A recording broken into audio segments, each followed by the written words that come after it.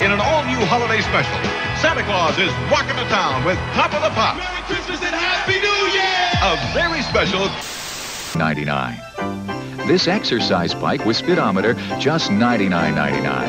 And this cassette car...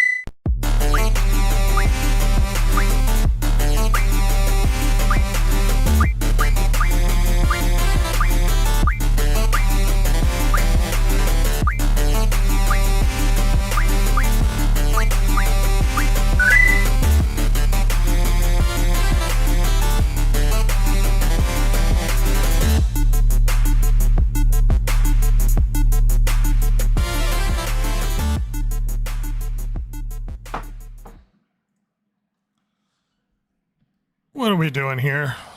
What is life? Oh my gosh. You changed the thing. Yes, it's snowing in the void here on the DG podcast. Oh, it's snowing in space. In the mysterious void where the podcast exists in this space video game. It's ambiguous. Even we don't know.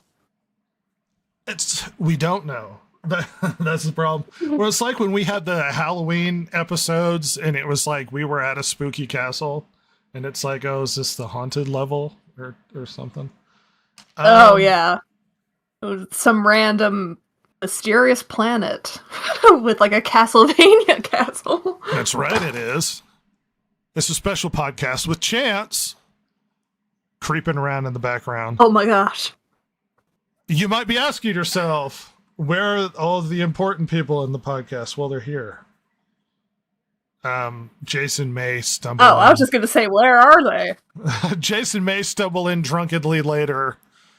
Ross may stumble in drunkenly later. But for now, the only important people in the podcast and our simp, our lagger on, Chance in the chat. It's episode 45. Silver has been missing for a while. What have you been doing? Uh-huh. I've been doing finals. But guess what? It's over. So now you're never getting rid of me. Oh no, I hoped you would never return. I know. Oh, you know what I need to do? I didn't listen to any of the last episodes, but I bet the quality went up. With me being gone. Oh wait. Oh no. I forgot.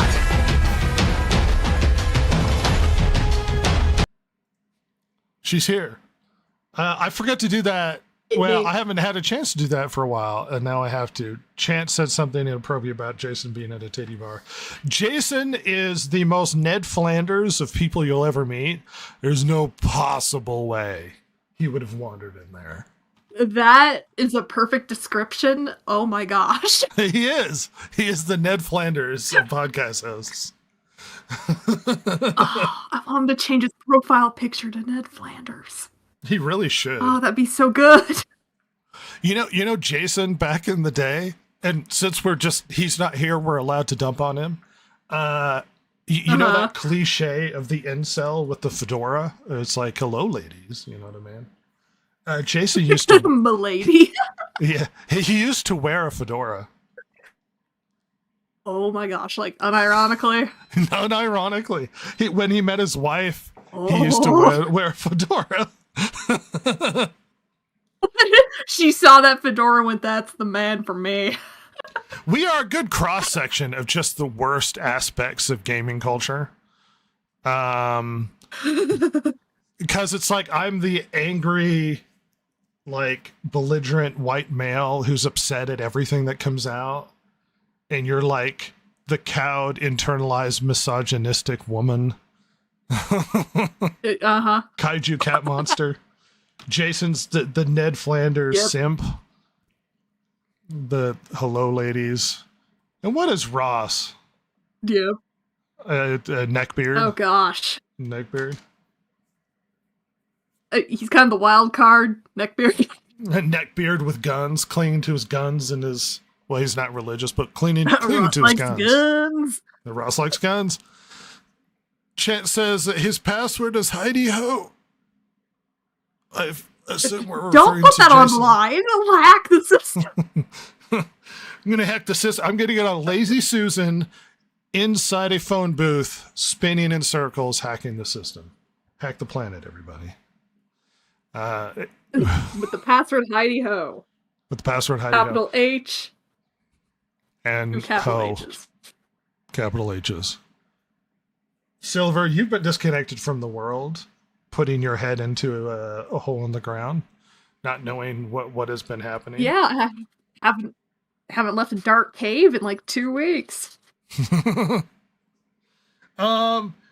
don't know where I was going to start because the people I was going to talk roughly about things aren't here. So this is what I'm going to do.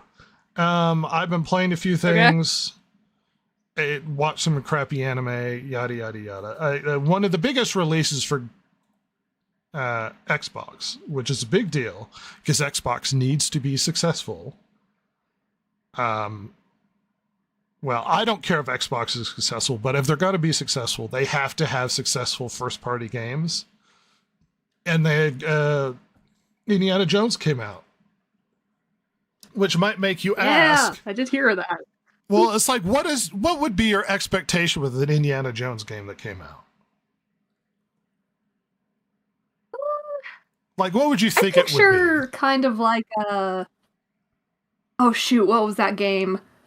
Uncharted is kind of what I expect. Yeah, an action-y puzzle game. Yeah.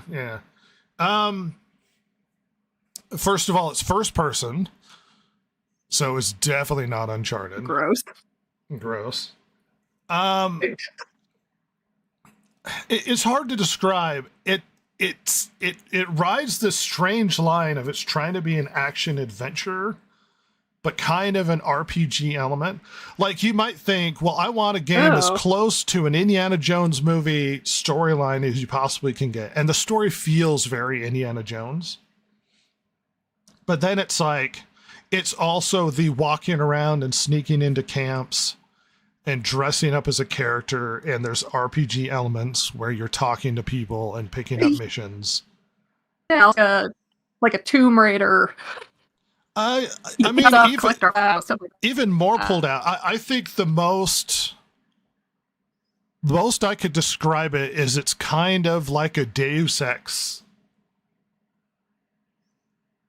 Like in that vein, where you're given tasks, but you're not told how to solve them. So there's a lot of creativity. Like, do I get an outfit and sneak in? Do I try and get in a different way? Do I try and go in guns blazing? Do I climb up on a scaffolding and get over? Like the game is an action-oriented game with a lot of puzzles, but the gameplay is also kind of open-ended. It's a strange game to describe, honestly. I like it. I would even venture to say I quite like it. I like it a lot. There are tiny nitpicking elements that are not very Indiana Jones that I dislike in the game. We don't have a button that lets him scream, "This belongs in a museum." You get close to implying that everything needs to be picked up to be put in a museum. There's a strong woman in the game, and she's like reporter character, and it's like the movies didn't have strong women. Like Marion's a strong woman character. But she's like, I can do everything Indiana Jones can do, and she's not very interesting. And she has that very dumb cliche moment that women have where two guys are fighting and they're like, "You like schoolboys, stop it." And it's like, it's more like the latest Indiana Jones. A little bit. Like, I don't care for the female protagonist, but there's a lot of elements to really like. if you like Indiana Jones and you don't want a straight action game, you want to spend time with it, it's actually quite good. But I anticipate a lot of younger generations might get bored partway into this thing. Of course they will. You got to dangle keys in front of them to engine. Yeah, you do. Come on. Well, it's like there's not enough pacing of the action. It's like, no, slow down, talk to this guy, try and find out where this fountain is, where you're taking pictures to solve this puzzle. Like, you really get into the parts of Indiana Jones you wouldn't expect to be into a game. Investigating, story stuff, and whatnot. And it's like, it's not always pacing a constant action moment. It does have great stuff. The camera framing is really good. The voice acting is amazing. Generally, I think it's quite good, but whatever. It's a lot of fun. However, the big thing I would like to discuss. Me, Jason, and Ross saw Road of the Rohirrim, which I tried to get Silver to go with, but she's better than us. She's better than the rest of us. Silver isn't even talking. But I would like to talk about the Video Game Awards, as Silver might figure out her way to stumble back in here. And if I didn't even cue up the news. So we had the Video Game Awards this last week, everybody. And you might be thinking, oh, I'm so excited for the winners of the Video Game Awards. And who was the winner? Here's the problem with the Video Game Awards, and the problem with award shows anyway. Because I know you might ask yourself, why do I care? I don't know if you really have asked yourself, but it's like, why do I care really about who wins in these things? And a lot of the reason these game awards work is because there's legitimacy, I guess implied legitimacy, that what they have to say has some sort of backing to it, that there's justification that we should listen to these people why this is the game of the year. The problem is nobody cares about award shows anymore, and nor do people really listen to what they have to say. A lot of people are more interested in the people that they trust, or even their personal opinions on what the best games are during the year, what they really enjoyed. A case in point is the Oscars. The Oscars used to rival the Super Bowl. No one cares about what the Oscars has to say. Nobody cares. It has been hemorrhaging views for years now. Every year, it's like the worst viewed Oscars of all time. Every year, it feels like that's the metric that we get. And so it's like, do we really care what the Oscars have to say about the best movies? If somebody gets an Oscar, does it mean anything to the average person? Or is it just a congratulatory accolade that's given by other people in the industry, where they pat each other on the back for the amazing things that they've done to justify themselves and how amazing each other are? Because that's essentially what the Oscars are. It's insider Hollywood people voting on awards. And there have been plenty of years where Oscars have come out and the movie that won Best Picture, everybody was like, why? Because it frequently isn't the movie that's the most popular that year, or the one that generally everybody likes. It's almost like they feel an obligation to pick the artsiest decision or the insider decision as to what they consider to be the best film. And so when it comes to awards, it's like, do we really care what award shows have to say? Or do we really even lend any credence to what the Video Game Awards? Because there was a lot of issues with the early Video Game Awards as to whether or not there was legitimacy behind the award show itself. Like, do we give a crap what they like? It's not that big a deal. Silver has returned and left. That being said, so we had the Video Game Awards. Everybody, it's super exciting. Silver, have you returned? Silver. No, she's struggling, kids. She's having Godzilla periods. Godzilla cat periods. It's a struggle. It's a personal struggle.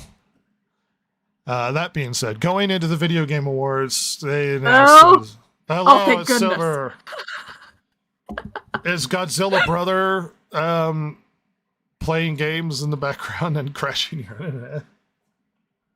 Yes. We even got a new modem, and my gosh, it's not helping. At any rate, we were going to talk about the Video Game Awards, which is the biggest thing that has come out recently. And I'm sure you care a lot about the Video Game Awards, Silver. I didn't even know it was happening until you gave me the prompt for the thumbnail. Yeah, see? So, I'm here to learn. As I've been discussing before, it's like award shows are only as legitimate as the people give them. It's like, do we really care what the Oscars have to say? Because we legitimize it by viewing it and giving it sort of credence that what they have to say about the best film means anything. And a lot of people don't care about what the Oscars have to say anymore. So take the Video Game Awards with a grain of salt. Like, as far as I'm concerned, it's practically the IGN list of the best games. It's like, who cares what IGN has to say about the best game that has come out? But there's been so we're going to talk about the awards and who won, but there has been some interesting controversy surrounding the awards. So it's going to be an entertaining time. So the Video Games Awards have happened. Out of the Game of the Year choices, Astrobot won. I'm not saying it's a bad game, but all right. Astrobot is the Game of the Year, everybody. Best Game Direction, also Astrobot. Somebody really enjoyed... I wasn't interested in Astrobot, to be honest, because it didn't have a VR element. The last Astrobot game did in the PS4, which sort of justified playing it and its purchase to me. I would not say Astrobot is a Game of the Year. I don't know what you think about that, Silver. Unless you've fallen apart on me. No, nothing. At any rate, okay. Best Narrative Metaphor of Fantasia. I've never heard of this game. And this is winning over... Hellblade 2 wasn't as amazing as people had hoped it would be. Elden Ring was the big game this year. If anyone is being honest, it was the big seller. It was the overwhelming victor. Black Myth Wukong was also a big winner this year. So Final Fantasy VII Rebirth would be my Game of the Year, probably. Not as big as Elden Ring when it comes to the widespread popularity, at least for this year. Art direction, metaphor. They must really like this. I've never heard of this game, nor never. I don't know what they're talking about. Best score, Final Fantasy VII Rebirth. That would make sense. It would be confusing if Astrobot won that. Audio design, Hellblade 2. I played a little bit of it when it hit Game Pass. Did not grab me. Hellblade 2, best performance of the main character. All right. Prince of Persia Lost Crown, which sold horrifically. and what a strange award to give out that it has accessibility. I assume for people with difficulties. But I mean, good for them to make the game more accessible to individuals who might have handicaps and that sort of thing. Is that an award? Maybe the handicap community can give out this award that they deem to be most successful. Games for Impact. I've never heard of Neva. Why should I? This is the Oscars all over again. They're citing games nobody's played. Best ongoing game. Helldivers, of course, because it's super popular. Fortnite would probably also be a rival on that one. Oh, look, it's Silver. How's it go? I'm talking about the games of the year. This is a travesty of a podcast because nobody can maintain themselves. Silver, I'm curious of what your reaction is to the game of the year being Astrobot. Nothing? I honestly haven't heard of Astrobot. I thought the game... Well, it's like the biggest game of the year would probably be Elden Ring. Or, that came out last year. Well, but Shadow Shadow of the Tree. And there was a lot of questions to whether or not they should really give Game of the Year to a DLC. Because essentially it is a DLC. But the DLC was huge. I mean, it sold but it really probably got well. a lot more people back into playing it, so... Yeah. Why not? Black Myth Wukong, Final Fantasy VII Rebirth. See, I would say Final Fantasy VII Rebirth would probably be my game of the year, but it's like Astrobot? Really? Like, did we have a Mario game come out this year? I mean, all right. Yeah. Oh, what was that Mario game that came out on the Switch? It was like... Well, there were a couple. There were the Mario and the Luigi. brothers one. Yeah, the Luigi, the two of them. Yeah. There was a Princess Peach game that came out. I think there was a Zelda game that came out. Yeah, that's right. Huh. Oh yeah, there was that one that was kind of like that one you lent me. I forget what it's called. Which one did I lend you? I've lent you a few. Mario Odyssey's a while back. I'm talking a Zelda game. Like there was a game based around Zelda. I think that Zelda game I lent you, it was Style.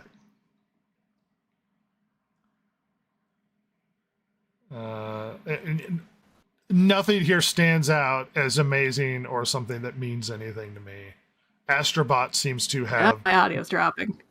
Oh, you're back. Astrobot seems to have dominated the awards, strangely. I don't know the sales of Astrobot. Is it doing really well? I haven't even heard of it, so... Well, it's a proprietary PlayStation game focused around a little PlayStation robot, whatever. Chance weighs in on Elden Ring. Elden Ring is just a shitty Souls game that is punishing for no reason. Ain't nobody got time for that. See, here's the problem, old man. Not that I'm defending Elden Ring. When it comes to the Souls games, which I love, Elden Ring is one of the lesser ones. However... the lesser challenge. Yeah. However, Elden Ring, apparently everybody has time for Elden Ring because it sold ridiculously last year. And the DLC sold like crazy this year. So you're out of touch, old man. You're yeah, a lot of people who aren't into Souls games are playing Elden Ring. I know. Amazing. You're the old man Buscemi saying, "How's it going, kids?" dressed up as a skater. This is Chance. How's it going, kids? Hey, what's up, fellow youth? We got Ned Flanders and Steve Buscemi now. Yeah, Chance is the Steve Buscemi meme. Best adaptation, Fallout. It's not a very good adaptation. Tomb Raider kind of sucked. I haven't seen Like a Dragon. Arcane Season 2 is terrible. You know what? Looking down the line of stuff that's come out, because there have been some good games, but content sucked this year. I mean, honestly. Yeah, there was a lot of big things that really stood out. I mean, there was stuff that came out, like big stuff, but it was mostly terrible. Just awful. Well, we had the Great Fall of Concord. That was amazing. Yeah, Concord came out and then destroyed itself. Did what was that big stupid game that came out, Bethesda game, Space one? It doesn't matter, it sucked. Oh yeah, that one. I can't remember the name either. Well, and Chance, well, it's because it doesn't matter. Chance said most of these award shows are just self-congratulatory circle jerks. So you're absolutely correct, which is why, in the end, my question is, why does anybody care? I'm going over the winners like this means anything, but the award show seemed to have been Starfield. That's right, Chance. And it sucked. Starfield sucked. I'm sorry. It was a terrible game.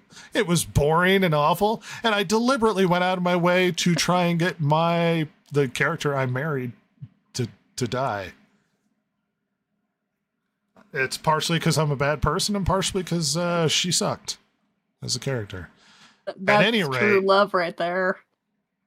We're going to set aside the Game Awards because who gives a crap about what the Game Awards has to say. The interesting thing is we got some game announcements and we had some interesting controversy. So let's go over the game announcements really quickly. First and foremost, let's see. We have a new Naughty Dog game announced. It seems like another Neil Druckmann game, and Neil Druckmann sucks balls. It looks terrible. One of the funnier comments I've seen is something like, Neil Druckmann looks like he's making another unattractive and unlikable main female protagonist that no one's going to give a crap about. See, here's the problem. Last of Us 2 did really well because Last of Us 1 exists. And guess what? Last of Us 2 didn't sell as well as Last of Us 1. But when you have sequels are successful because of the movie or the game or whatever that comes before. That's what brings people in because of the brand recognition and the love of the previous one. You don't have Last of Us to carry you with this game. And brand recognition alone from Naughty Dog is not enough because Naughty Dog sucks. So I don't think this thing is not only going to sell well, but it doesn't even look good. So suck it, Intergalactic, the Heretic Prophet. It seems like a generic, crappy space game. And Naughty Dog is not the company it used to be. Okami 2. Okami 1 is amazing. It's a really good, classic PlayStation 2 era game. Okami 2, I'm in, as long as the original creator's making it. It seems it looks really good. Did you ever play Okami back in the day, Silver? Nope. All right, well, it's a good game. It's pretty. We are getting a Witcher 4, and there's been controversy surrounding Witcher 4 because we are no longer playing as Geralt, the character we played as for the first 3 Witcher games. We're now playing his Ciri, the girl, for the 4th Witcher game. That feels so wrong. And it's still gonna be called The Witcher, isn't it? Yeah, it's The Witcher 4. Here's the thing. Ciri's an important character. She's central to the story in a lot of ways when it comes to original stories that have come out. Does that mean that I really want to play as her for... I'm not so sexist that I can't recognize that the story could evolve in a way where she becomes more central. Here's the problem. Geralt's been the main character of all of the games, and now that we're playing somebody else, people ain't gonna like it. You can't just change who's the center of the story. Even if she's becoming more important to what's going on because of how the story is going, it should still be Geralt helping her out as she becomes the central part of the story. So there's been, rightly or wrongly, a lot of people going like, no, this is bullshit. I don't want to play this. And I am so sexist, so I will say Please only Geralt. And it's like a lot of people have been going, ew, no. And it's not because she's a girl, it's because we've been playing as a different character the whole time. Now that we have to play as the girl, everybody's like, okay, no. CD Projekt Red has not had bangers necessarily lately, or a good track record that they know what the heck they're doing. So, yeah. There's been not necessarily a widespread support of the change in direction for Witcher 4, even if it kind of makes sense in the plot. We're getting a new Elden Ring game that's a standalone co-op spin-off. Interesting. Yeah, it's like a 3-player, let's see, 2 or more player co-op game set in Elden Ring universe. I mean, all right. It's a weird, like Souls games are not classically structured as co-op games, and it's a co-op game itself. I don't know how to feel about this, if I'm going to be honest. Yeah, that's a weird one. Yeah. So Fumino Ueda, who made such games as Ico, Shadow of the Colossus, great artistic pieces that have come out of his studio, has a new game that he's working on called Project Robot. I guess no official name yet. What was that one? A robot. What was that one game where you're running around with the stinking bird? People have been excited for that one forever, and it was kind of underwhelming. I'm still excited to see what he does, but yeah, hopefully this goes somewhere. And the big controversy, let's see, Mafia: The Old Country. There's been a lot of other reveals. Nothing that I give a crap about, as we're in the age of random, uninteresting knockoffs. Do we really need a PC release of this awful game? At any rate, now you're asking yourself, oh, we're getting a Borderlands 4? You really excited for? Yeah, didn't that? Well, no. Yakuza something. All right, so you're asking yourself, what is the big controversy that's coming out because of the Game Awards, Silver? And I'm curious to see your reaction to all of this. Okay. So... If my connection can stay, please. No, you're still there. Okay, good.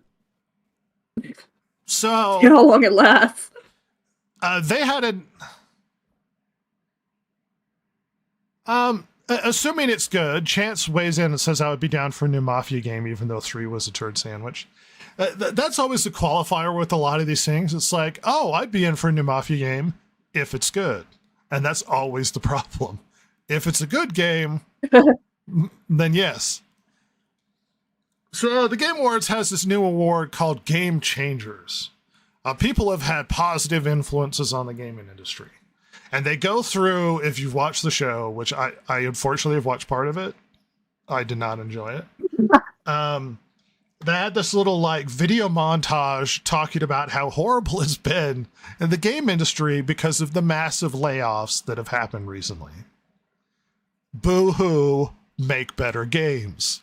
That being said, I have zero sympathy for all of the layoffs. You guys have made shitty games and preached to us and talked down to us because we didn't like what you were shoveling. Suck a turd, game industry. Yeah, they had a montage mourning all the people that lost their jobs.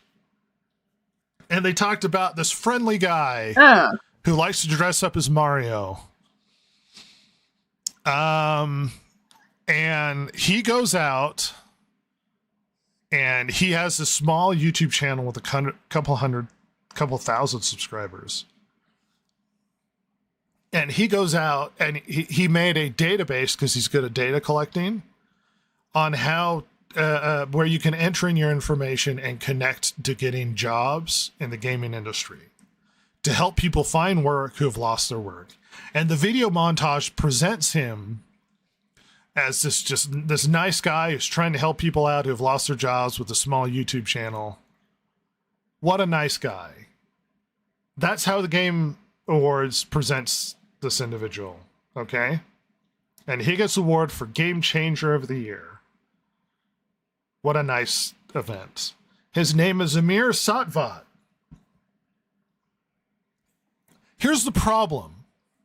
Amir Satvat is one of the executives at Tencent Studios, the giant multi-billion-dollar corporation from China that's buying up game developers. Oh, so he's the cause.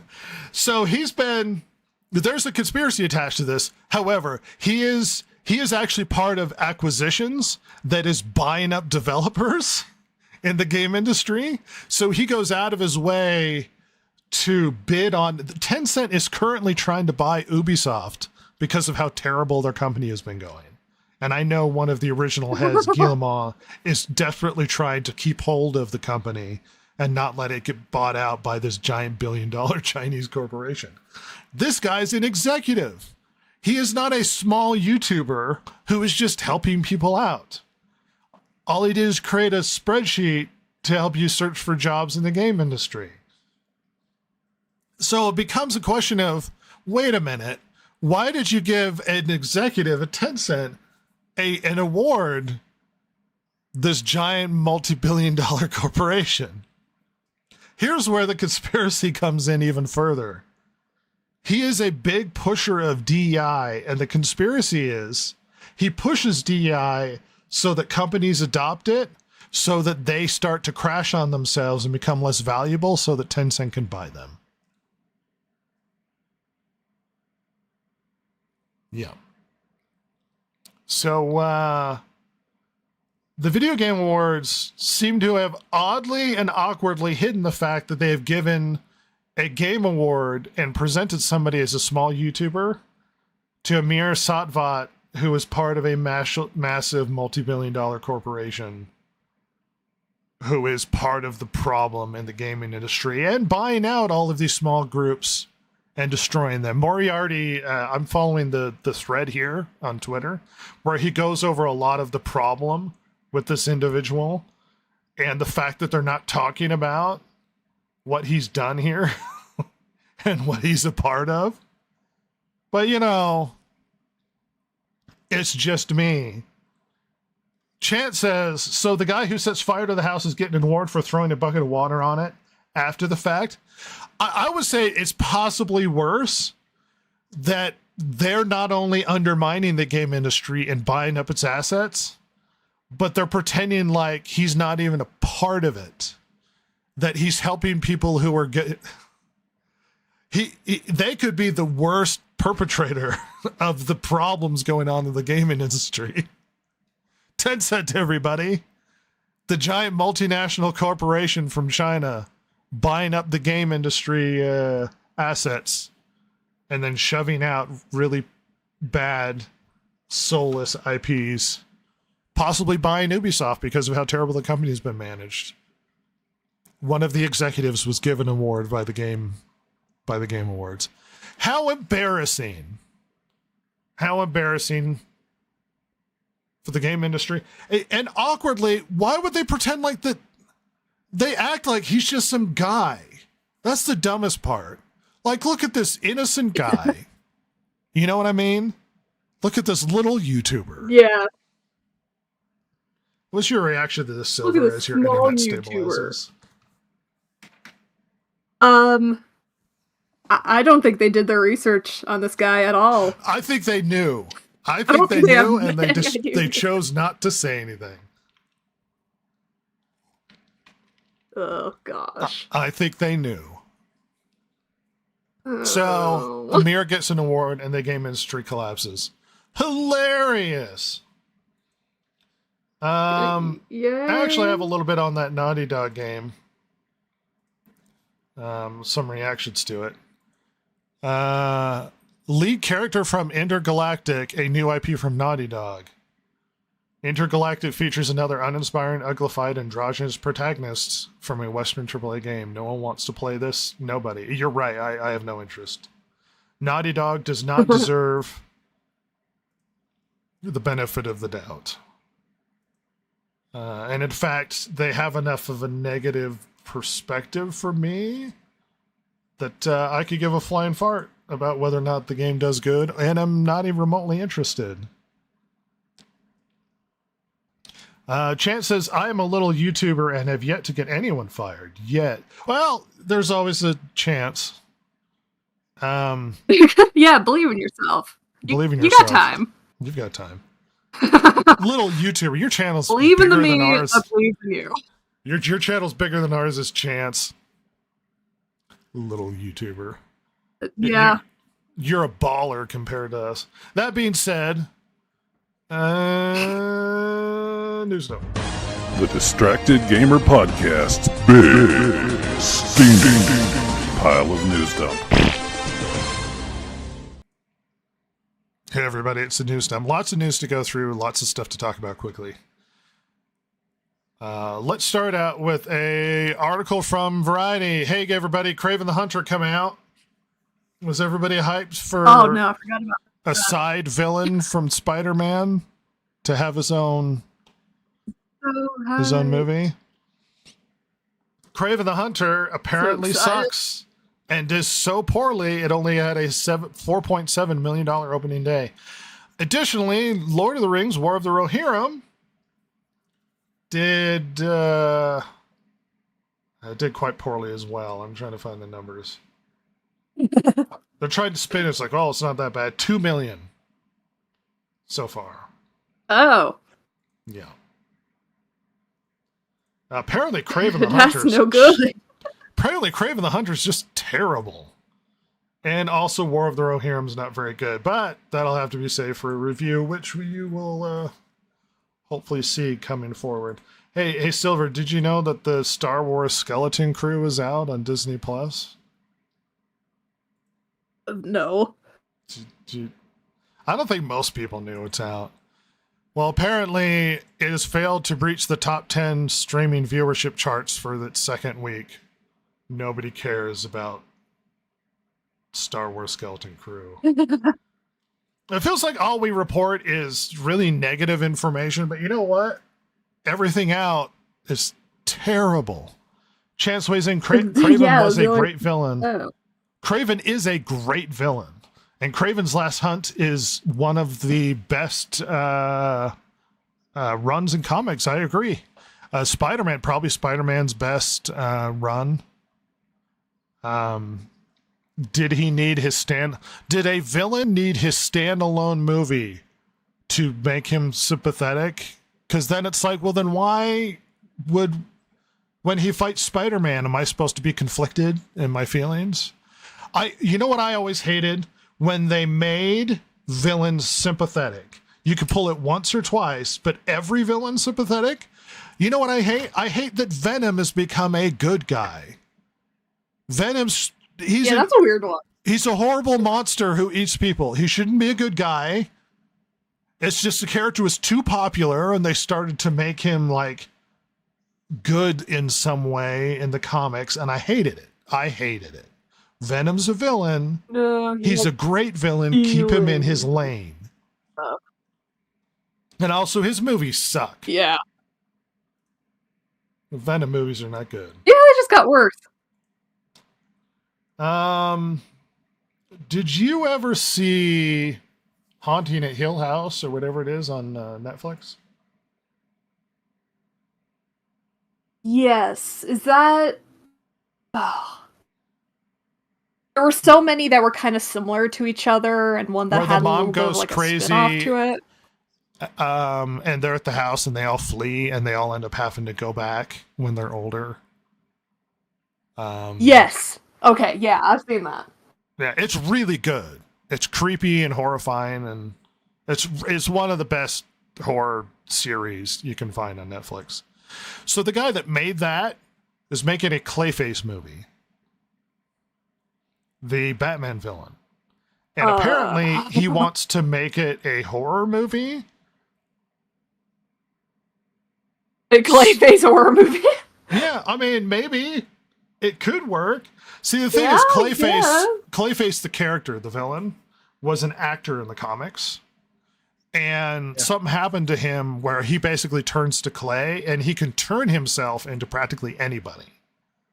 So basically, he looks like anybody. So I'm curious, honestly, like of all of the horrible movies that be coming out, I'm genuinely curious about a possible Clayface film. Especially coming from this guy. If they're going to do it a horror movie, you know, it would be better than what they're doing here. If this is a great horror movie done by a great horror director of an interesting character who's got issues, you know what would be better than that is Batman's also in it. But they're not doing that. What? Yeah. A Batman movie Jason. with Batman in it? No, yeah. Did you ever see Haunting of Hill House? I think I saw the old one. Anyway, the newer one's really good, but the guy that directed that is making a Clayface movie. A horror Clayface movie. And Clayface would garner itself to a horror movie, so... Yeah. But I'm who's hesitantly going to be the antagonist, or who's... If this is kind of like the Joker, like we're delving into Clayface and what makes Clayface tick, and whatnot. I mean, I don't see how this is going unless Clayface is the bad guy. Well, if it's a horror movie and he's the bad guy, then it works. If he's the Babadook or whatever in a horror movie. Yeah. I could see maybe him being the manipulative one where he's getting revenge against someone, and so he's putting them into the horror through the horror experience. But like I just don't know who they would get to be the, obviously there's someone that we need to. Well, you get a really good character actor who could shift between things, and obviously Clayface is shifting between people. I mean, if you ever watched his really well done background in the Batman animated series, he's a haunting character who's motivated by narcissism and self-interest. It could be a very good horror movie. That being said, Chance weighs in saying, speaking of things not to watch, do not bother with Black Doves. I haven't heard of it. I thought I would like it, but it's poorly written, and the writers felt someone needed to put graphic man-on-man sex into the... That's up your alley. Are you joking? You're just waiting for dudes to make out and rub each other's beards. And then Chance says Ned finally made it. We have decided, Jason, that you are Ned Flanders. Let's shift on with the news, because this is a news dump, and we've got things to talk about. Locally. See? Ned Flanders. So some interesting news that might be true about Dragon Age Veilguard. Apparently sales are lower than reported, according to an insider. According to an insider, the 3 million in sales is them citing their projection for sales over the game's lifespan. Okay, so they're saying we've made it already, but they haven't. No, they're citing 3 million in sales, and their claim is, and that apparently the argument from this insider is that 3 million is them citing what they think is going to be the sales over the game's lifespan. And that's not the actual sales currently, and that the actual sales at the moment are half that. I mean, which would be weird manipulation. I guess you could say over the lifespan of the game, you could possibly make 3 million. Isn't that misleading the shareholders? Isn't that illegal and called fraud? Yeah, I would think so. And apparently they were originally expecting 10 million over its lifespan. So if they're expecting 3 million over its lifespan, that is an abysmal sales record. And maybe that they're covering up the sales and making it seem better than they are, to not basically have everybody that does seem... sit there and go, oh, this is actually really good and everybody likes it. That does seem what they're doing here. I mean, especially if their projected sales for the lifespan, if they're saying that we're projecting this, but not telling anybody that that's the projection and claiming that that's the actual what they've made so far, that does seem to be what they're doing, is telling us something so that we'll believe that the game is more popular than they're trying to sell us that it's doing well to put up good appearances. That being said, there also is apparently news behind the scenes that there is talk of layoffs. So for a game that did really well, why would there be talk of layoffs? Why would you be laying off people? Yeah. However, you could confirm your sources, but most of the staff was reassigned to other projects within EA for the time being. I myself have also been asked to help another project, but not at BioWare. Most people are not on Bowie at the moment. Wow. If your source says otherwise, they're not telling the truth. The whistleblower also confirmed that initially Vanguard was conceived and developed to be a co-op game. This was over a decade ago, before the failure of Anthem. However, when Anthem became such a massive bomb, BioWare moved from co-op and shifted Vanguard's development to a single-player RPG.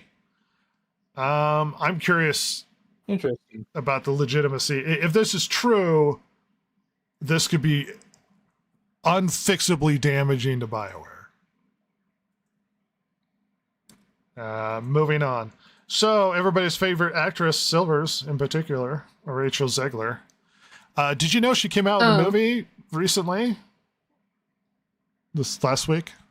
She did what? She came out with a movie last week.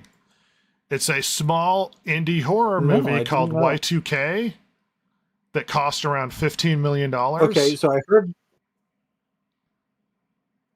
heard of the movie. I didn't realize she was in it. Yeah, well, the movie is mostly banking on her star power to get it moving anywhere. Star power. I'm surprised she hasn't been blackballed from Hollywood at this point. And she's very unliked. It debuted at $2.1 million. So it doesn't look like she has enough star power to carry a low-budget horror movie on her own. No. Which isn't shocking. That being said, just to clarify with Jason, so Moana 2 is doing really well. Wicked's doing well, which everybody expected it to be. From what I've seen, apparently Moana is like, this is the third week in a row that it's the top of the box office. Kraven the Hunter which doesn't surprise me. Kraven the Hunter debuted at 4.7, which is awful. Awful, yeah. For a Marvel movie, that's Pittsville right there. Yeah. War of the Rohirrim debuted at 2. How much did it cost to make that movie? $30 million estimated. Could be more. Well, the problem with that is that flop after flop. War of the Rohirrim actually had a very troubled. I'm hoping I could delay when when Ross gets here, because I can actually reference a lot of the stuff I've learned about what's been going on behind the scenes. Hilariously enough, Rachel Zegler. It was my father's kingdom. No. I opened up the Snow White trailer. Hilariously enough, Rachel Zegler's movie has been flopping. Incidentally, the ratio is at 754,000 downvotes. It's gotten so bad that they have removed comments and what have you. Chant says, just looking at Zegler raises my blood pressure. She is insufferable. Well, see, that's the biggest problem. You have activist actors who you attach to your films, and those activist actors say things and undermine your film success, because now the film isn't about what the film's supposed to be, like a Snow White. It's about her and her insufferable politics.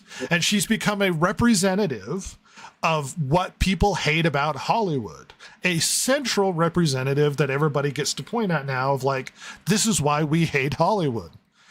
They should have it in her clause. You have to shut up and don't talk, because you're going to undermine the movie, a movie they've spent hundreds of millions of dollars on, and you're going to make it so insufferably bad and do so poorly that you're going to lose the studio money.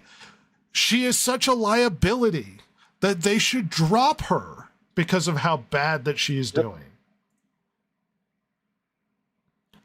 At any rate, Kraven the Hunter, Madam Web. So with the massive failure of the extended Sony Spider-Man verse, they've decided to cancel the Spider-Verse. Kraven the Hunter will be the last of the extended films. No more Madam Web, no more Morbius, no more Venom, which are bad movies anyway. Not Morbid Time. And Kraven the Hunter is apparently just awful. What really gets me is that the Hollywood executives, they basically just saw dollar signs here. And they thought, there's all these characters that are attached to Spider-Man that are really popular, and we can make movies about all of them. And it's like, well, I shouldn't say it's like, they never understood that Spider-Man is the central draw there. And that I don't want to see movies about Spider-Man, the villains, and if they're making the villains sympathetic. Yeah. I don't want more Venom. I don't want a Kraven movie. Madam Web is like a 90-year-old woman in the comics. No. Yeah. It will continue on with more and Spider-Man. We don't really care and about more her backstory. Anyway, it'll continue on with more Spider-Man and more Into the Spider-Verse. And I think they're still doing Spider-Man Noir, but that's like it. They're pretty much killing the end of the Spider-Verse. I don't mind that. Spider-Man Noir I could get behind. It's still a Spider-Man. And Spider-Man Noir is pretty interesting. Yeah. Chance weighs in and says, I never thought I would live to see the day that I wouldn't watch comic-based films, but there are 10 or so already. Seriously. I haven't even bothered with. I've completely checked out. As a big comic book fan who's read the comics, I've got them all over my shelves. Yeah, like after Endgame, and Endgame wasn't as great as one would hope it would be, but after Endgame, it's pretty much just been awful. I mean, yeah. Yep. Yeah, the Spider-Man movie was pretty good, but other than that, it's like you could have checked out of all of it and you would have lost nothing. Hence the problem. Speaking about the Marvel Universe, speaking about the Marvel Universe, Chris Evans is apparently coming back for the Doomsday movie. I love Chris Evans as Captain America, but I don't like know. Chris Evans. He's really good Captain America. He's a terrible person. And apparently there's been word that Anthony Mackie didn't react well to Chris Evans' return because he's supposed to be Captain America. Well, he wouldn't. They made such a big deal that he's now Captain America. He's supposed to be the new Captain America. So the fact that Chris Evans would come back for a big combo movie undermines his character being the big main aspect of this thing. Maybe I'm insane. But the fact that nobody wants to see Anthony Mackie as Captain America. They have gone back for 4 reshoots. I mean, it's for the new him. For Captain America 4, Brave New World. 4 reshoots now. This movie is going to be a boondoggle of cost. It's a good cost that the movie is doing so well. Apparently, their last iteration of the film was so hated that they're going back for more reshoots at the moment. Yikes. So I was going to say, with comic book, especially with comic book movies, the fact that the Hollywood executives and stuff, it's like they don't get why people actually read comic books and stories. No, they don't. We have to have a compelling villain. True. If you don't have a good villain, then the story is going to suck. But we don't really want to see the villain. We want to see we want to see the good guys fighting the bad guy. I'm just sick of the sympathetic villain thing. This trope is done. I'm done with it. Yeah. I'm done. It's just, if you can't sell your hero, then what are we doing? Like, what's the point? We are expecting, believe it or not, the first trailer for the new Superman movie to come out next week. Huh. Okay. Yeah. This better sell it hard, because there's a lot riding on the success of the new DC universe on whether or not the Superman can pull it off. Like it needs to be a banger that draws me in. Yeah. I don't have any hope of that. I'm pretty sure it's gonna be just a garbage movie. But I don't know yet. I'm not trying to prejudge it. The director has had previous success with the Guardians of the Galaxy. The thing is, Guardians of the Galaxy's tone does not fit a Superman movie. So I'm awkwardly hesitant, but if they can't nail Superman, then this is all could be thrown into a wood chipper, because what's the point of the new DC films? If they can't nail Superman, if they can't nail a Batman, then what are we doing here? Why are we dragging ourselves through this? Yeah. It's that thing where you have to nail the flagship. And we've mentioned this before. And the flagship for DC is Batman, Superman. You can throw Wonder Woman in there, and you can throw Justice League in there, but you really have to nail Batman. You really have to nail Superman. And then from there you can branch out. But the tone of the movies is what makes or breaks them. And where we saw with Superman getting the gritty reboot, it's like, we don't want to see Superman as the gritty, my dad's going to teach me not to help people. What kind of garbage is that? I mean, you need to do... We want to see Superman as the big blue Boy Scout, like he is in the comics. Well, you need to do like Batman is the one that's brooding and dark. Well, right, that's fine, but you need to do like an all-star Superman. And it seems like they're doing Kingdom Come, which is late stage old Superman, which is confusing. Yeah. Like jaded, already been around Superman. So we'll just see. My point is that the trailer's coming out, and there's a lot riding on the success of whether or not this trailer can sell us that he's going to pull it off. So we'll have to wait and see. But I'm willing to give it a chance. Disney's Marvel sucks just horrifically, and there's nothing to bring me back for Disney's Marvel at all. True. You could argue that at this point, it's one of those things where we don't necessarily need to see another Superman origins of, or Batman origins of, or picture superhero origins of. Because I never bought that argument. I've never bought the argument that I'm sick of the origin stories. I never bought it.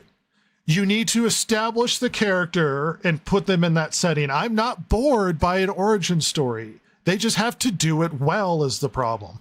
I'm not sick of seeing Batman's parents shot in an alley. I just want to see it validate the story and carry that forward. If you're going to put it in, it has to add something to the plot. I'm not sick of an origin story.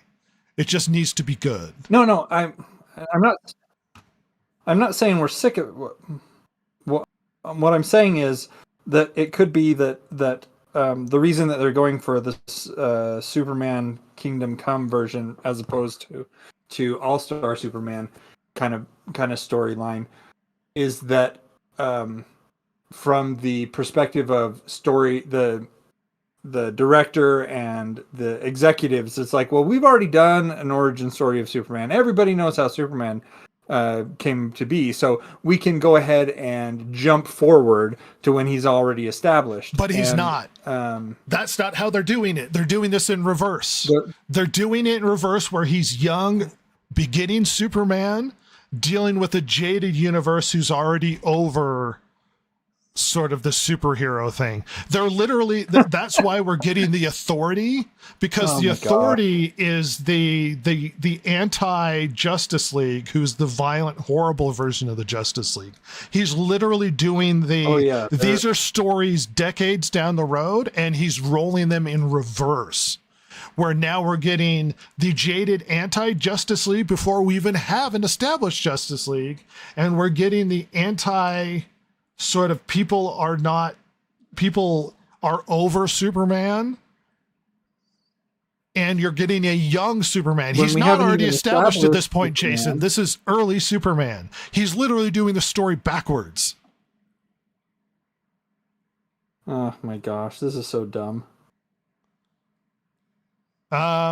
Chance weighs in and says Superman is a hopeful character, which is why I adore the Superman and Lois series. He should be a hopeful character, positive and encouraging. He's supposed to be an example, an exemplar. People look up to Superman. Other heroes look up to Superman.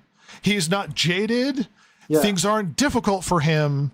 He's like a superhero Jesus, and nobody gets it right. I don't want Superman to be depressed, because it's easy for him to save people. Why should he be sad that he has to? Zack Snyder's a douche. He's bad at making movies. Chance also says, I want a Kingdom Come Superman played by Tom Welling. You could do that, but then you have to have advanced, aged Superman, and he's trying to do this in a backwards way, and it's confusing. He also says, just as long as we don't get the Social Justice League, that's what matters. I see what you did there, Chance. Wink and a nod. Good joke. We have been joined by Ross. Ross, who thankfully has stumbled in here like a drunken sailor, who wasn't able to get off work early. I'm here, everybody. And we are getting close to the end of the news dump. I feel like I would like to roll back on a few bits of news just to get everybody's reaction, since everybody's here. And it was just me and Silver with bad internet. So me screaming at the internet and Silver kind of weighing in every now and then. All right. First of all, we had the Video Game Awards. The Video Game Awards, nobody gives a crap about the Video Game Awards. Agree? Oh, no. Definitely not this year, after all the politics and stuff that got... Jeff Keighley's just a... Well, the point being... Like, he's a hedge fund kid. Well, the point being, regardless, award shows are only legitimate because we give them legitimacy. Whether or not you like or dislike the people in charge, it's like the Oscars have lost legitimacy because nobody cares what they have to say about films anymore. So it's like, oh, we get the Video Game Awards. As far as I'm concerned, the Video Game Awards it's like hearing IGN's list of the best games of the year. It's like, so? I don't care.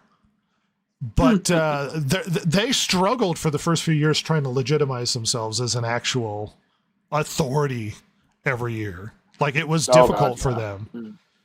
So we had the award show. Game of the Year is Astrobot. Oh my gosh. The game nobody played. A game I actually declined to play because it doesn't work with the VR, which the last Astrobot did. No. So it's like, well, what's the point of doing this? Why would they not have it work with the VR? Yes, exactly. It's weird. And it won a lot of awards. It seems to be their favorite thing to come out. They announced a bunch of new games, which is exciting. And I apologize if you're listening / watching this podcast if we're re-rolling over things. The Witcher 4 has been announced. It's no longer going to be Geralt. He's being replaced by Ciri, so she's now the new main character. And everybody hates it. I have a question yes. for you people who actually watch and or played The Witcher, because I've done neither. Yeah, I played them all. Did he die at the end of the third Witcher game or something? Why can he not be the guy no more? No, he didn't. Reason? Well, you could argue the story and the plot is structured around her character because she's kind of a Jesus chosen one character. and a lot of 3 was revolved around you sort of protecting and saving her. The problem is, you've established that Geralt is the main character of The Witcher, and now you're changing it, and people ain't going to put up with it. I don't care if it's a girl. Yeah. I care that you're now changing course and making her the center of the story, which she always was kind of the center of the story in 3. But with Geralt trying to do stuff to help her, not necessarily she was the main focus of I guess the perspective of the story. It's like Jesus is around, and this is Paul walking around what he saw, sort of thing. At any rate, everybody's annoyed at that. We have a new Naughty Dog game announcement, which looks like horseshit.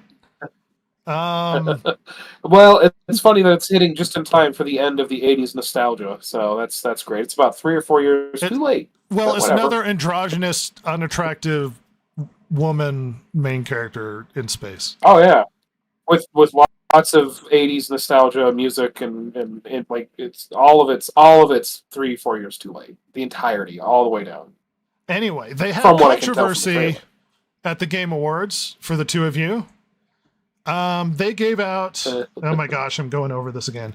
They gave out an award for Game Changer of the Year to this guy who was presented as a small YouTube channel that wants to help people, because they had this montage of like, oh, how poor video game industry that have lost a lot of people who've been fired. And so he made a database on how people can search for jobs to help them find jobs in the game industry better.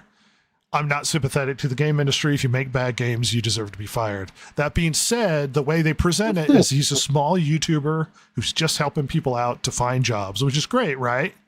Except for the fact that this individual, who goes by the name of Amir Satvat, is actually an executive at Tencent, who is in charge of acquisitions for the company. Oh! How unfortunate. You know, the multi-billion-dollar Chinese corporation that's buying up assets and game developers. Tencent. Well, my favorite conspiracy theory, and Red, you know I love conspiracy theory. You love it. It is that he is purposefully pushing placing crappy people in companies that they want to buy. Which is hilarious. Well, the conspiracy is he's been promoting DEI to make these companies perform worse so that they can buy them. Mm-hmm. Yeah. Yeah. Anyway, that's been fun for the video game industry. Which, it wouldn't surprise me. I mean, Tencent is huge. I don't think people realize how huge they are. Like, they are absolutely massive. So it wouldn't surprise me in the slightest. War of the Rohirrim seems to have done about 2 million this weekend, which is abysmal, with Kraven the Hunter also doing like 4 or something. That's really so terrible. I'm going to end. Let's see. We have a story. I think Jason added this. Oh yeah, it looks like we're moving forward with the Prime Warhammer series. Yeah. Yeah. Is that mostly what we got, or do you want to add whatever disagreement? Yeah, basically that was it. That they've been able to at least at this point work out their disagreements. Henry Cavill is still attached and still leading the project, and they are officially moving forward with it. So hopefully it's something good. We'll see. The Witcher show was mostly miss, but there was some good stuff about it. But in a final article I would like Ross to respond to. So NBC News implied that the video game Among Us was played by the CEO assassin and helped train him for killing people, where you have to pretend to hide and then murder people, and then Among Us is at fault for the murders. Well, like it's well known that in assassin training you must fake or actually do real tasks.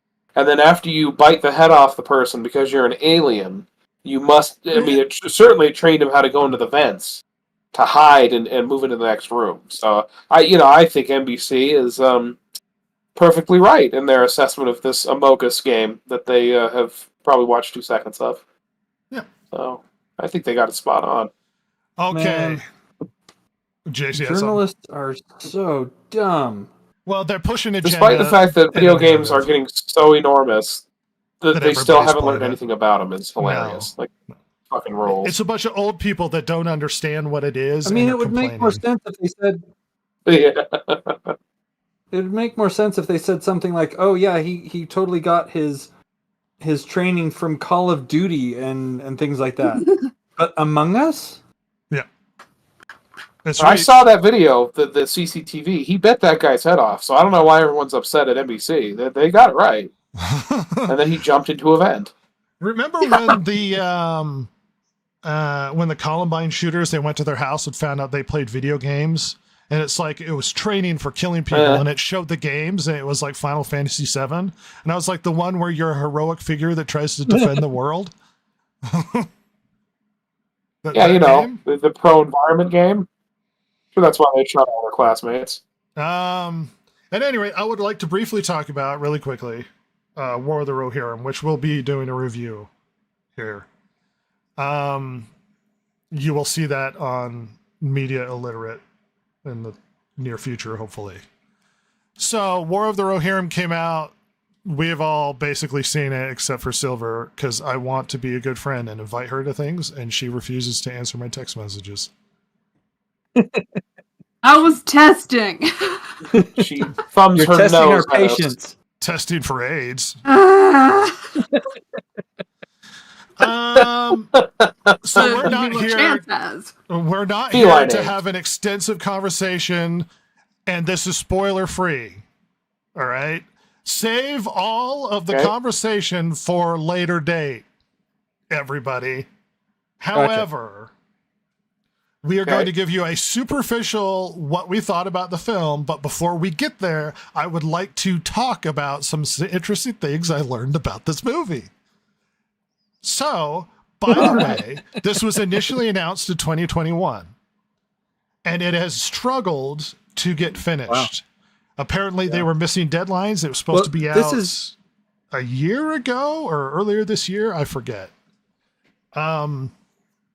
This was one of the movies that we found out was made to renew the license to the film.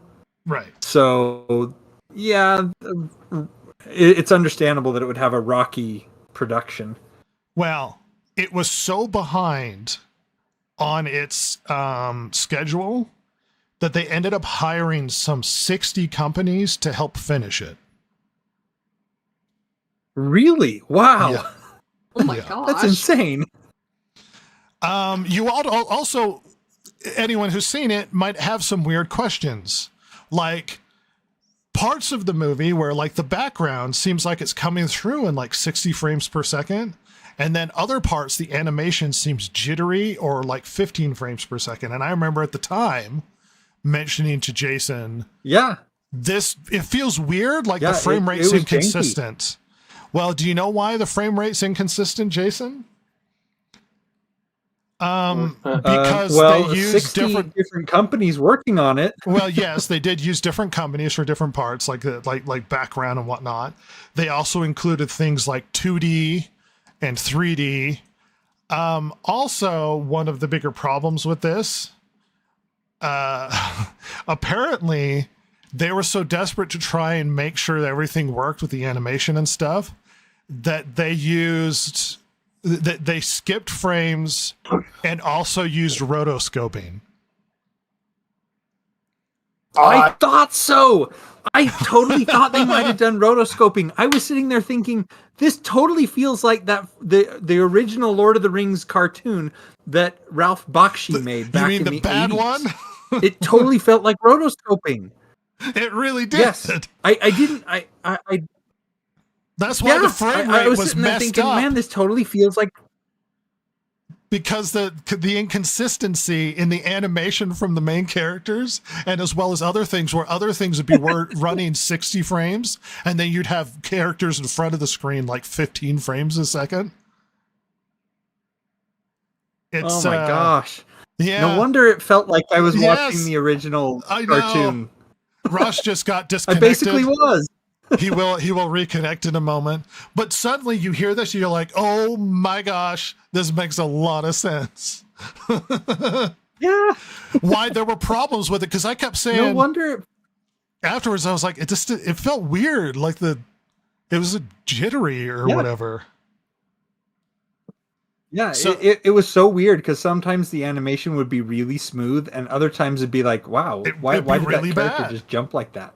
It's because of the bad development run, and they used a bunch of different, basically animation strategies and styles in order to make the film, including the old rotoscoping, which was used in this movie, which you can tell. I was going to mention that I was going to mention that it felt like I was watching the rotoscoped movie from the 80s. I didn't realize that was why, that I was actually watching a movie that it was rotoscoped. Yeah. 100% happened. Now, if for those of you who are sitting there thinking, what on earth is rotoscoping? Rotoscoping is they actually shot actors doing the parts, and then they took the film of the actors doing that and basically painted the characters over the actors. Yeah. And so when it looks janky, because it is. Because it is janky. Yeah, the movie came out. There's a myriad of issues with the film. Without getting too much detail, it's very inaccurate to the lore. Extremely so. Yeah. We kind of went in with the understanding that's what we would be getting. Right. Is it as bad as like Rings of Power? No. Rings of Power is so much worse. No, it's not. It's not good. The main character is actually not, like, I don't hate her. Like I hate Galadriel. Like I don't just hate her. She's fine. Yeah. She doesn't have a lot of personality that's interesting. She doesn't feel fleshed out. She seems like, I mean, she's fine. She's just, I wish there was more if she was going to be the central character, but that's the problem with this movie is she's not the central character to the events that happen, but it tries to revolve everything around her, which makes her feel hollow because we keep having to follow events that she has nothing to do with. So it's like the parts of the movie you're like, we're not even talking about her. When we left the theater, I remarked to you that it wasn't as bad as I thought it would be. When it comes to the lore, it's offensive. Some of the the thing is I knew that the lore was that it was going to trample over the lore to begin with. I knew that was going to be an issue, and so I tried to just put that part aside and watch the other things. I tried to watch the kind of the narrative. What is the path we're taking? I tried to watch the animation and see how well the animation stood up, and the characterizations. How was the voice acting? Things like that. I tried to look at that stuff as opposed to, I know this is going to be lore inaccurate, so let's just not focus on that one. And like you said, the bones of the movie are Tolkien's work. Right. And so we do get some interest. The story is at least slightly interesting. Well, the overarching story, not necessarily the bones of the story are good. Here's the thing: they get the bones of the story inaccurately, and part of the problem with her character, we don't need to get into this detail. I'm just going to finish my thought. The problem with the character is her presence damages the story, whereas the story would be better if she hadn't participated. That her simply being there makes the story worse and changes things. And she girl bosses hard at the end, and the movie has a lot of problems. But if you want a more extensive review, we'll be doing this later. Overall, I'm not vomiting into a bag, but it isn't good. The animation style is inconsistent. The story has issues. She girl bosses hard at the end, and then they make it. Like, she's not overpowered physically, which I thought was good. But then she like saves all of Rohan at the end. Yeah, but then you're like, why did we cut. forget this character if she's saving Rohan at the end? Which didn't happen in the lore. Gondor showed up and saved Rohan. So there's a lot of inconsistencies and issues with the story. That being said, she's not as unlikable as Galadriel. Her character's personality is mostly fine. And it damages the other characters simply because she's a part of it. But we're going to move on. Ross, I don't know if you heard me talking about the animation and the problems that they had with it.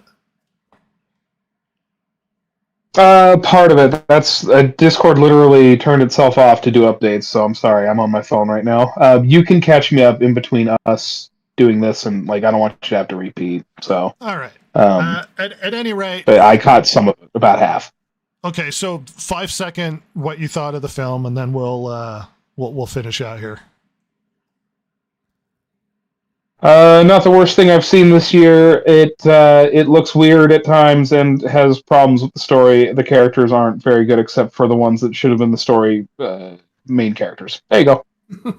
So, at any rate, we are going to end really quickly. We missed the comment, but Chance implied that Ross and Jason were late because they were both at the titty bar and it took them time to get home. That's why I was late. Absolutely. Mm-hmm. We want to do cryptids. Yeah, we're gonna cryptid the crap out of this.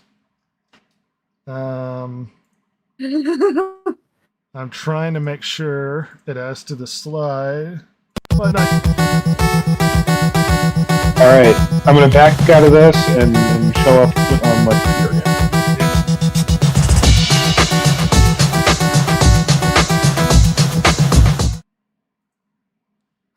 It's Fight Night. Jason, what do we got? Who's the new one? It's not this guy. We already talked about Frogman. Let's see. Where'd it go? Who carries a wand for some strange reason? No, it's the next two. This one. It's the Beast of Bladenborough and the previous one, I believe. Now, we talked about the Beast of Bladenborough and the Beast of Bray Road. Right. Yeah. Silver, you're going to type these in and give us a fight synopsis? Oh, yeah. I'm typing it in right now. Okay. So we're starting with the Beast of Bladenborough? Yep. Yep. Okay. So the Beast of Bladenborough is, according to witnesses and trackers, the animal commonly crushed or decapitated its victims, which were mostly dogs. Local described the animal as about 4.5 feet long, bushy, and resembling either a bear or a panther, while another person described it as small and noted that there was a little one just like it running beside it. Another local described it hearing a strange noise like a baby crying. Though he did not see the animal, he estimated it was close to 150 pounds the way it went through the bushes. Another account detailed in a local newspaper contained the following description. It was about 20 inches high, had a long tail, about 14 inches. The color of it was dark. It had a face exactly like a cat, only I ain't ever seen a cat that big. It was walking around stealthy, sneaky. A group of hunters from Wilmington spent that night tracking the creature for 3 miles around swampland. According to them, the tracks showed claws at least an inch long and indicated an 80 to 90 pound animal. The beast's circling movements suggested it might have had offspring or a mate nearby, the hunter said. Okay. So let's see. Then we have the Beast of Bray Road. Often described by alleged witnesses as being between 6 feet and 7 feet tall, with humanoid-style body covered in fur or hair, head resembling a wolf, and large glowing red or orange eyes. Reported to have been seen moving as both quadruped and a biped. Some reports describe it more closely resembling a traditional werewolf or Bigfoot. Allegedly first sighted in 1936 on the grounds of St. Coletta School for Exceptional Children in rural Jefferson. In 1980s, several alleged witnesses reported the beast had made contact with their vehicles, leaving long scratch marks on doors and trunks of vehicles. One witness stated she hit something while crossing Bray Road. Upon exiting her vehicle to determine what she hit, supposedly a large wolf-like creature with red eyes chased her back into her car, leaving claw marks in the rear passenger door. Sometimes they've seen it during the daylight, and they observe it stalking through cornfields and in pursuit of deer. Animal mutilations around Bray Road with the remains, including deer and livestock, partially eaten, with specific organs removed from the animal's carcass. Another witness reported driving down Bray Road late one night and observed an unusually large wolf-like creature eating an animal which had been hit by a car on the side of the road. The creature reportedly ran into the woods as the eyewitness approached it in their vehicle. So that's the two. We have the Bray Road, more wolf-like, much larger than the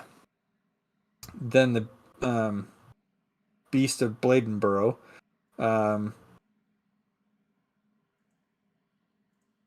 But still fearsome with its inch-long claws, and an 80 to 90-pound cat could do a lot of damage. Yeah, it'd be scary. Well, Silver, what do you have for us? All right, ChatGPT has given me the potential battle between the two.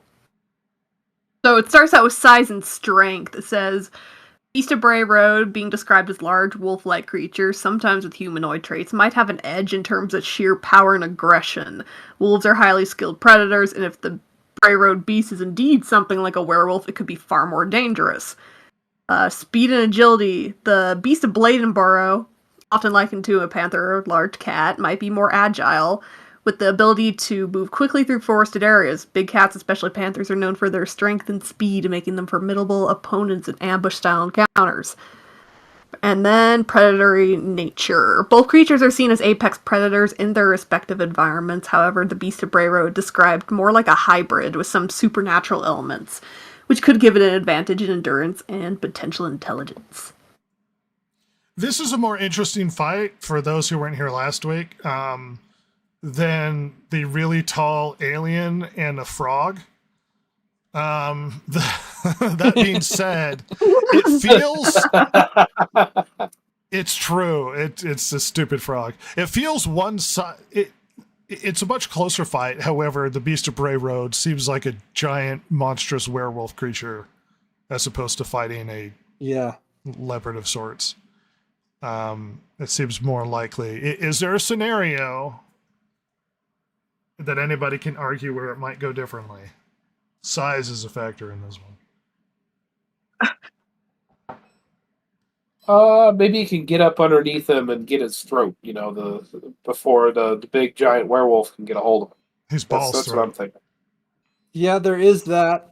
There's also one thing that I know that cats do to their prey is they will attach themselves to it and then use their back feet to disembowel the other creature. It could do that type of attack and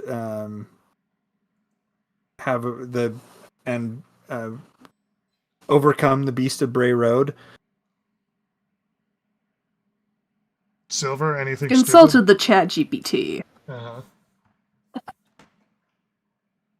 So, first it gave me, in a one-on-one battle, the Beast of Bray Road might have the upper hand, due to its supernatural and terrifying nature. If the creature is indeed a werewolf-like being, it could possess both physical strength and enhanced endurance beyond that of a normal predator. However, the Beast of Bladenborough would certainly be a formidable opponent, especially if it is a truly large, powerful animal capable of hunting and killing prey with precision. Ultimately, it would depend on the environment, the circumstances of the encounter, but as most fights end up at. It always has that qualifier in ChatGPT. Well, depending on the environment where they're fighting, is all things being equal. Here's the thing: the Beast of Bladenborough is fast and small, and would take advantage of an environment to sneak around and go for a killing stroke. If it doesn't have that advantage.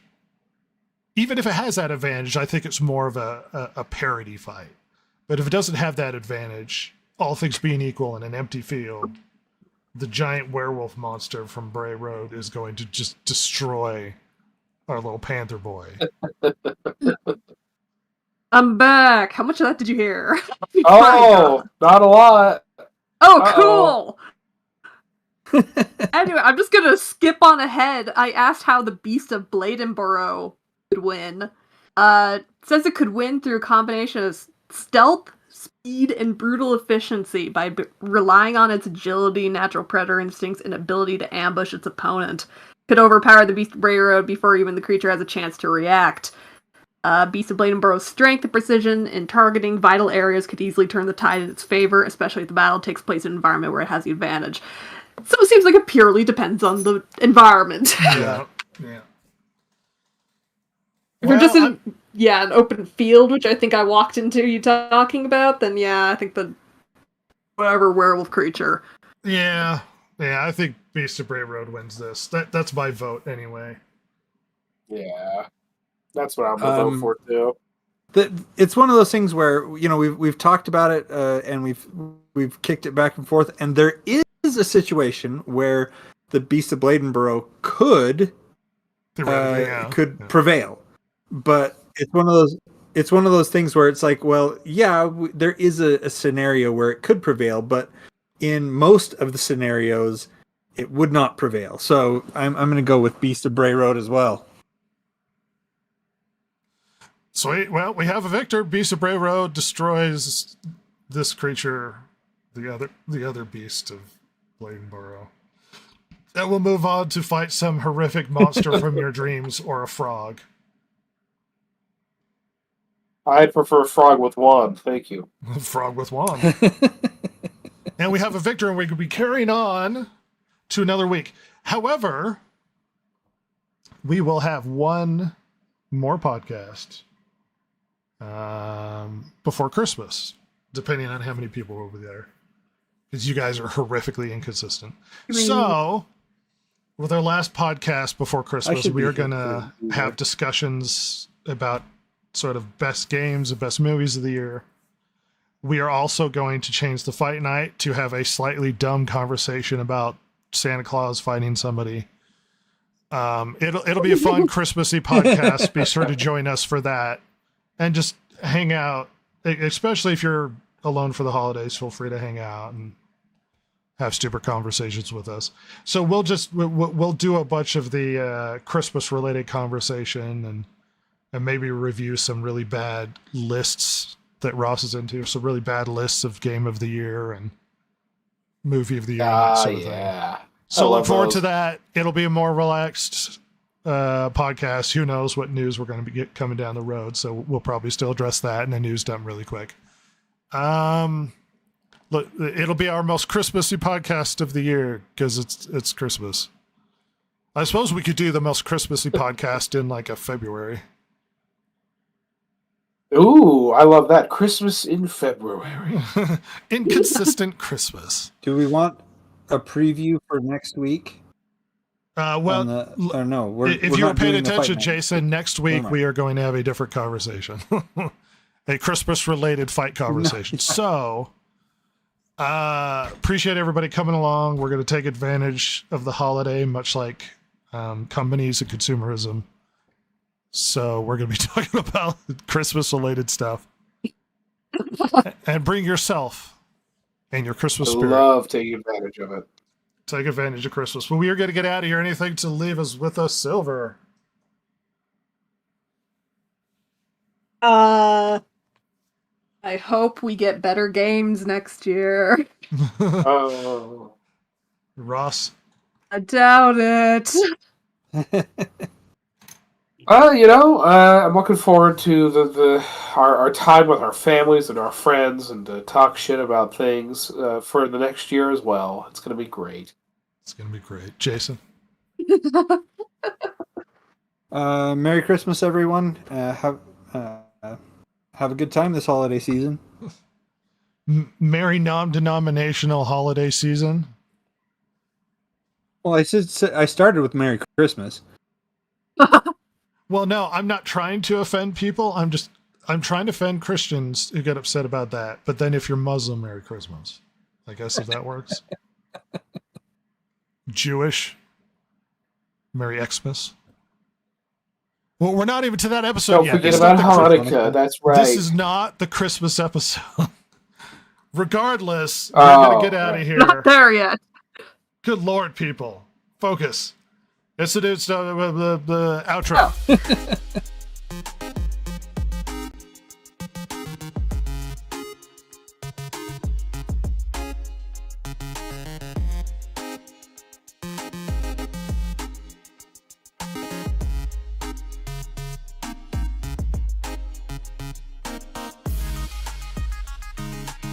If you like the show, follow Rhett, Jason, Ross, and Silver, the world's most lethally stupid internet personalities, on Twitter at DG Podcast or on Instagram at Distracted Gamers. If you liked or hated what you heard here today, you can email them at thedistractedgamers@gmail.com and share your feelings. Not that Jason would care, since he hasn't any, of course. Oh my